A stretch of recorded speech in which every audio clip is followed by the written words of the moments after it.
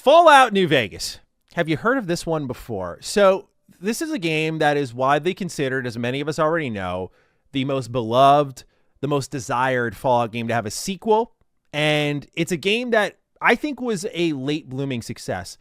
However, I don't think the internet fully agrees with that take. If this new interview from Game Informer and the reaction to it is anything to go by. What we have here is an article from PC Gamer, and the headline is, "It took about 5 years for people to start liking Fallout New Vegas," says Josh Sawyer, by the way, who's the game's director, and even longer for Obsidian to see that players actually like the design choices we had made.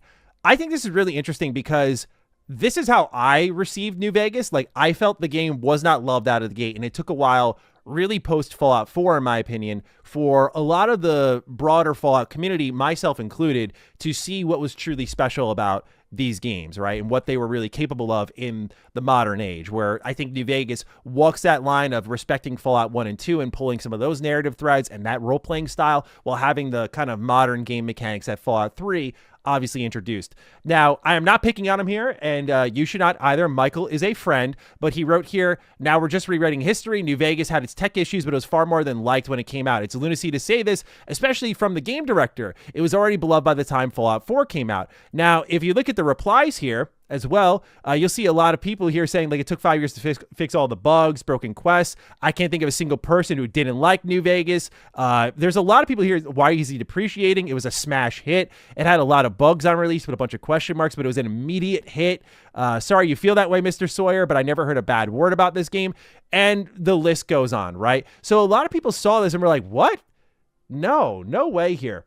Ultimately, I think the takeaway is that at launch, Fallout New Vegas was liked, but it was not loved yet.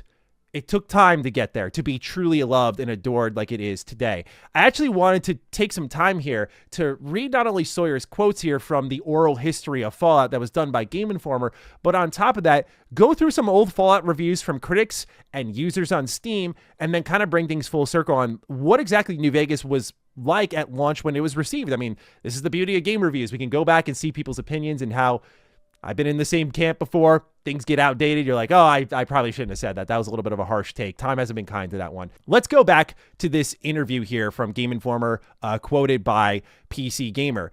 They say, in a recent mega interview with Game Informer, Sawyer maintains that New Vegas was nowhere near a beloved classic back when it first came out. New Vegas was not particularly well received when it launched. It was quite buggy, and both players and critics commented on how much we had reused Fallout 3. Continues on saying, it took about 5 years for the community to come around on the game, and maybe a few more years for us to start considering that players actually liked the design choices that we had made, those being the quite brilliant story and the breadth of ways that you could handle its primary antagonists.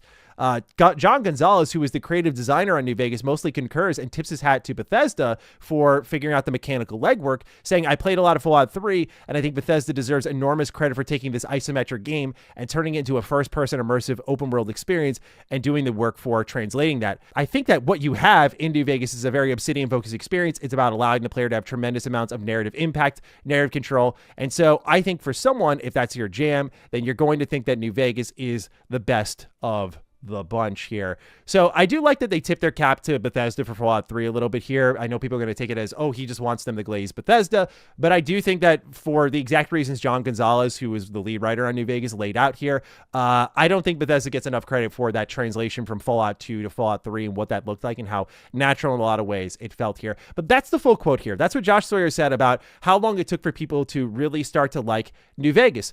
The question is that true? So I spent some time gathering a bunch of old Fallout New Vegas reviews, and I thought it would be fun to just go back, look at some of these, listen to some key quotes. My brain went to Fallout New Vegas's review by IGN because I remember their exact lines here. And I wanted to bring us back to the past here. Remember when IGN had presentation like this? This was an absolute gasoline era of IGN. Like, hold on, let's get this trailer or this review rolling here and bring us back to, remember these sound effects here from IGN? Hang on, this is fire. Oh yeah. It's just that like mechanical nature that old IGN had. Loved it. Anyway, the opening comment from this review is exactly what I feel the sentiment was for a lot of people. So let's take a listen. I IGN picked Fallout 3 as its Game of the Year back in 2008. 2 years later, we have Fallout New Vegas, but it often feels like a giant expansion for Fallout 3 rather than an all-new game.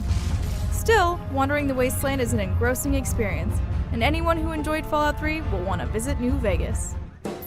Nice and simple, right? Feels like an expansion to Fallout 3, and even in her roundup here right before her verdict, let's go to that one here.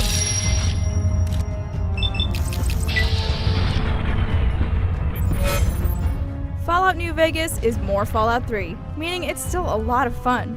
There is nothing quite like wandering a nuclear wasteland, facing moral dilemmas, and popping headshots. The many technical issues are disappointing, but they can't sink one of the most addictive formulas in modern gaming. And they gave it an 8.5. Right here, as you can see, they gave it an 8.5. So yeah, Fallout 3 expansion feels like more Fallout 3. If you like that, you're going to like this game. But there was a lot of tech concerns. We'll dive into the tech concerns after the fact, but I kind of want to just hammer home some key points with some of these reviews here. If we go over to PC Gamer's own review here and we type in Fallout 3 and we scroll down a little bit to their review here, they say, wandering the wasteland now 2 years on from Fallout 3, I'm both happy and disappointed. I've long wanted more of the same from Bethesda, and this is the hand that New Vegas deals. But while it's good to be back, the leap from one game to the other isn't nearly as large as it should have been. New areas, characters, and factions, but the same clunky inventory and character models. 2 years to stay exactly where you were. So there's another review where people are complaining it was more of the same. Now, at the end of the road here, they still give the game, funny enough, an 84 here. 84 is the Metacritic score that Obsidian settled at, which was 1 point below the Metacritic bonus that we know Bethesda did not pay out Obsidian for, despite the game being as excellent as it was. So you have another review here that's saying, like, hey, it's more of the same, and that's fine. It's good. It reviewed at the end of the day in the same area that IGN put things in. I did enjoy a little bit more of what actually GameSpot had put together here, because I think they had complete Fallout 3 bias, which is something you really don't see here in the games media nowadays when it comes to Fallout New Vegas. Like, it's just completely cemented itself as the dominant Fallout game here. And so they say, this latest trip into the desolate American landscape possesses many of the same elements that made Fallout 3 such a successful role-playing game.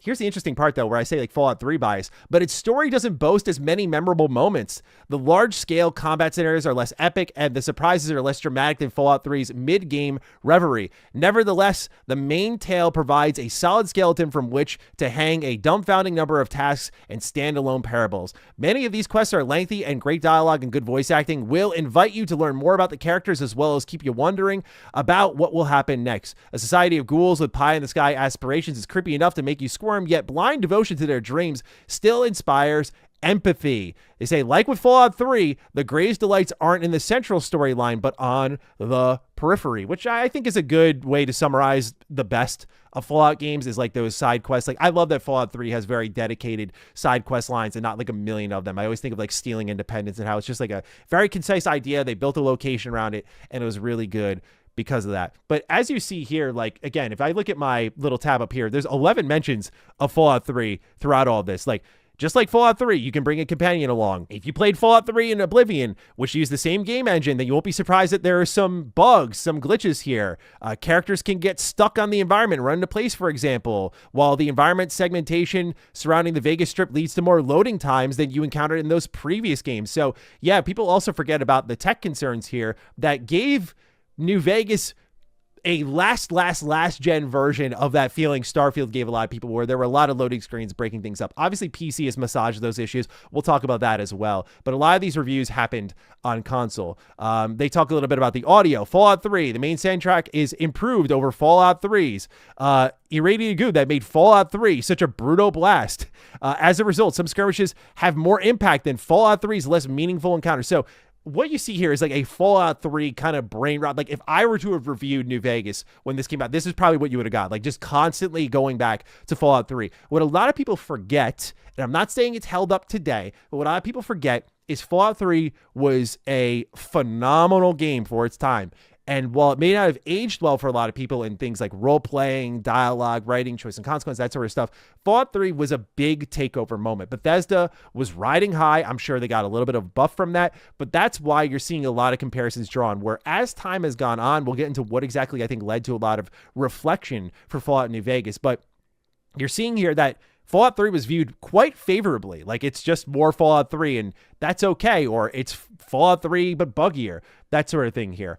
I actually think one of the more objective looks at New Vegas was actually from Eurogamer here. They talk a little bit about how they found themselves pretty addicted to things here. They talk a little bit about the original Fallout 3, the one that was originally by, of course, Black Isle, sorry. But they say Obsidian could have restricted its ambition to inheriting Bethesda's game engine and turning out more of the same, and most of Fallout 3's sizable fan base would have been quite happy.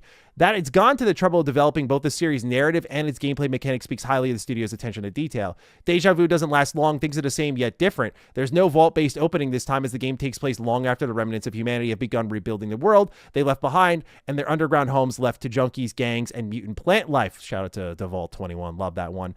This isn't the barren, blasted wasteland of Washington, D.C. from the previous game. There's plant life, some of it's edible. There's a semblance of order thanks to soldiers of the new California Republic. Even the quaint bottle cap currency has become a slightly more official, vying for economic dominance in the banknotes of the NCR. Just as Red Dead Redemption poised its tail on the dying days of the Old West, so does New Vegas, as it sets you down in a post-apocalyptic world on the verge of forging a new society. And I thought this one, as I read through it all, was a much more intelligent review. But also what's interesting is these old Eurogamer reviews, like this was page 1.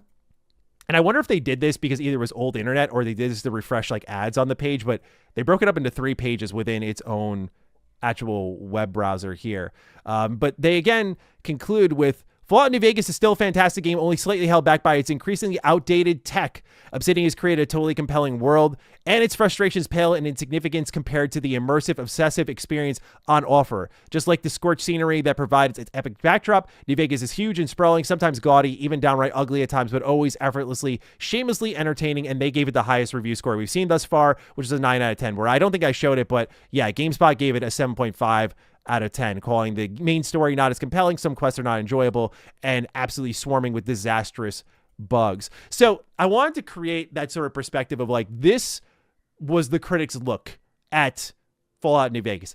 Nowadays, that matters a little bit less. And I say that as a game reviewer myself, because really the fans speak. And the fans will, we look at something like Elden Ring Night Rain, where it ranked at like a 77 on Metacritic, but it was one of the best-selling games of last year. Like, people just had a ton of fun, wanted more Elden Ring. So we're in a day and age now where these scores kind of set an expectation, but people have already made a decision on whether or not they want to spend money. So what I wanted to also do was actually take a look at some of the Steam reviews here. What's cool is Steam, you can go back to like different periods of time and click, and you can review or look at reviews from like this one was posted March 28th, 2020. So let's go all the way back to the furthest it'll let us go, which is November 1st, 2010 here.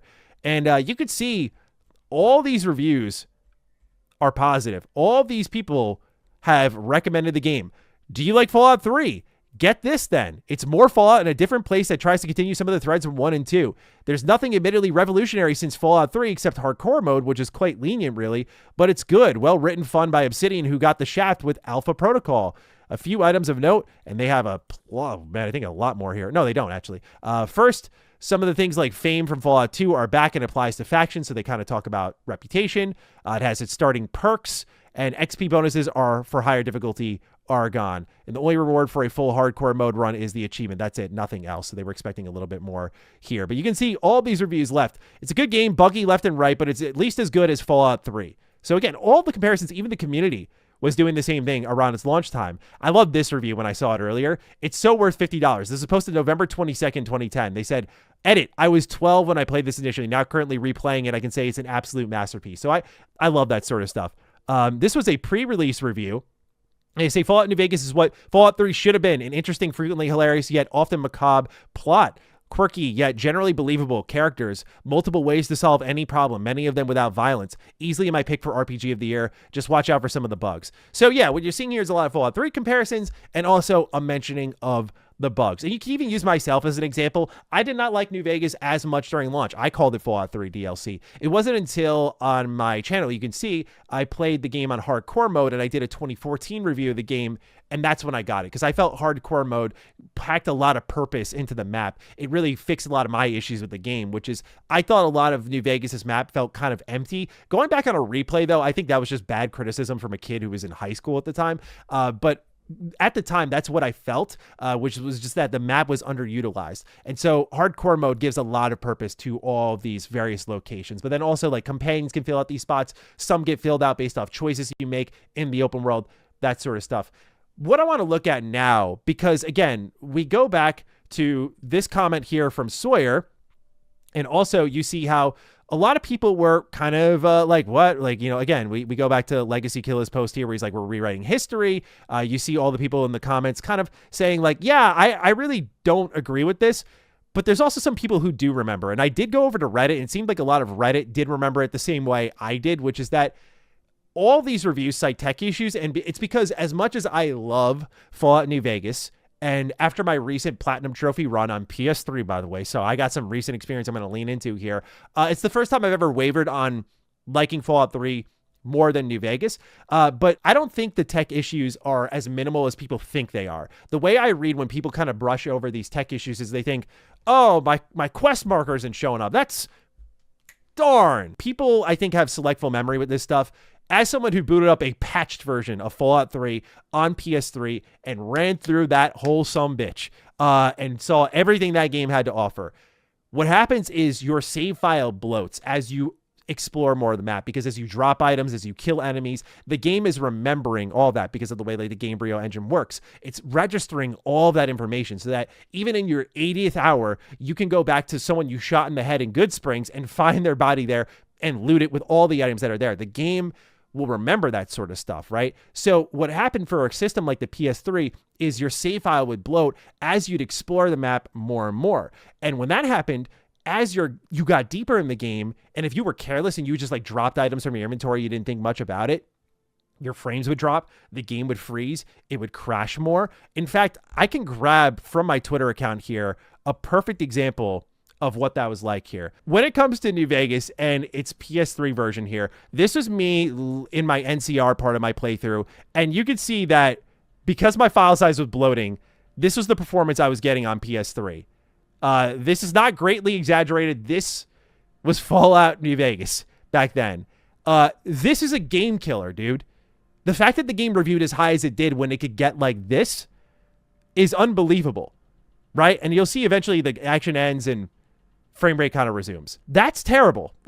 That's what it was like, man. And again, I think people are very selectful of that. And that's not like, again, the minimal style performance bug where you're like, oh, you know, a little skip here or there like we're used to. Like I think you think of the hitches from Oblivion Remaster where you're like, oh man, it skipped. And that's a little frustrating, right? Like that's what it could get like.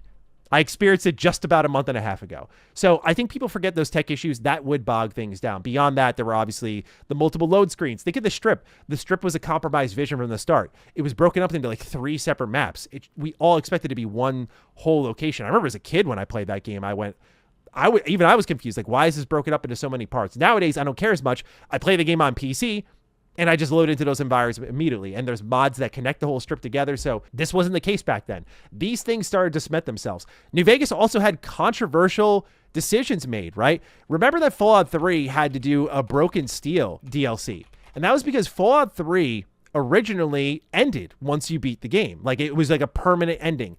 You could not actually like load your player and keep going after the fact here. This was a very controversial decision by Bethesda, which led to the creation of Broken Steel. They added that into their DLC plans because there was so much noise around it. New Vegas went back to the old way of doing things. I like that New Vegas has a more conclusive ending because of the slideshows, but because they went in that direction, that design choice did not vibe well with the more new Fallout fans like myself at the time who were wondering why I couldn't go back into the wasteland and I had to start a whole new playthrough. People weren't as accepting as they are nowadays of these hardcore RPGs that pigeonhole you more, at least again for the newer fans, right? RPGs have been like that for a while. They would pigeonhole you, but this was like real choice and consequence that said, okay, you picked your lane, like you're going with the NCR, and your story's going to end with the NCR, and these factions are going to like you. People did not agree with that as much as I think we do nowadays. So I think that was forgotten. And the last component, the one that I don't know how much people do remember, it's purely anecdotal, is Fallout 4 did play a little bit of a factor in this. Not to the extent, because that's taking away from what Obsidian did, which was brilliant. But when Fallout 4 came out and it had the voice protagonist, the limited dialogue system, the focus on shooting and looting, it was a lot of what Fallout shouldn't be. And it's funny because Bethesda then doubled down and did 76, which was just more of that. But it was minus the voice protagonist, of course. But like, it was a lot of what Fallout shouldn't be. And New Vegas sort of represented this synthesis of what modern Fallout can be at its best. And if it had a little more polish, what would be perfect Fallout for a lot of people. And as time has gone on and the series has grown, that has become the common consensus. But I don't think, if we again go back to here, I don't think what Sawyer says here is inaccurate at all. That it took a while for them to see that people like this stuff and that they kind of took it as, it took a while for people to come around. Because think of it this way, Obsidian kind of swung back into CRPGs with Pillars and Tyranny, and then only with Outer Worlds, when it times out well, they started to realize, oh, people actually kind of like this stuff, and they started working on a game that had a lot of the bones of a New Vegas game, and especially Outer Worlds 2 has a ton of things from New Vegas. That is the closest on a systems level we've seen a game get to New Vegas from Obsidian since they did that game, in my opinion. It's not as well written, the companions aren't as interesting, but it's got all the pieces there, and I think they should be utilizing those heavily. And funny enough, it's interesting to mention in PC Gamer how they say here the same clunky inventory and character models, but then Obsidian was talking a little bit about how they were in their big report with Bloomberg, how they were thinking about, will people really care if we use the same inventory system? And I think the answer is no. I love that like the Pip-Boy was a universal inventory system across these games. So yeah, I think that there's a little bit of like selective memory for New Vegas, not in a negative way. It's fine. My opinion's changed. Like, opinions changing isn't a bad thing, but I'm surprised at the stir it caused online for a lot of people, because I think what Sawyer says is accurate, and that's okay because people learned. I learned. I was all in on Fallout 4. I was all in on Bethesda Fallout, and I don't think Bethesda Fallout is awful because I like Obsidian's Fallout more now, but I definitely see the light. And I think a lot of people saw the light a little bit later. There was a time in the Fallout community, as someone who's covered these games for a while, where Fallout 3 was like the Fallout game, you know? Like, I know it's hard to imagine because Bethesda kind of sucks now, but like, that was the case. Like, Bethesda was on the mountain. They were one of the lead developers in the industry, and they were the ones who did everything right. The way like a CD Projekt Red is treated nowadays, that was Bethesda for a while. So I think Obsidian also got a little bit hurt by that one there. And ultimately, I just wanted to have this little conversation on Fallout New Vegas and kind of its reception 15 years ago now. Feeling old. Feeling real old.